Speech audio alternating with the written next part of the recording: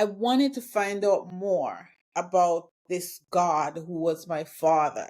Bear in mind, God wasn't a stranger to me. I got saved when I was 17, but my relationship with God has been long and tumultuous, and I wasn't one of those perfect Christians. Far from it.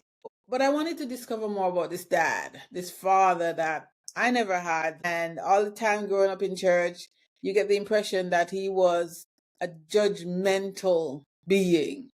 And he was just standing around waiting to hit me with a belt buckle every time I did something wrong. And that impression of him didn't endear me to him because I just saw him as a punisher. But this discovery group, Be Transformed, helped me to focus my attention on God as my father. This is the same God that after Adam and Eve disobeyed him, he told them not to eat of this tree of life, and they did. And when he discovered that they had done it, they told him they were afraid because they were naked, so they didn't want God to see them naked.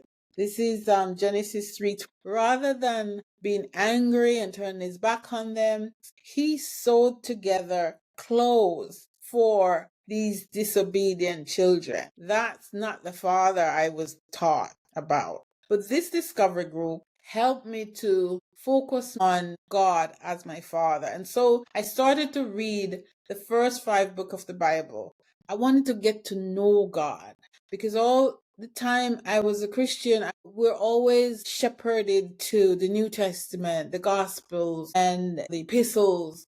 And it wasn't until I went the route of reading the Torah, the first 5 books of the Bible, that I realized and recognized the truth of who God is. I encourage everyone who is curious, if you're a Christian or if you're just curious, read the Bible. If today you are in a position where your father is absent, has passed, or isn't a good father, I encourage you to talk to God, embrace Him, do a little bit of reading of His scripture and become familiar with His goodness. Because without God's goodness, I don't know where I'd be today. And it might sound like cliche. It's not.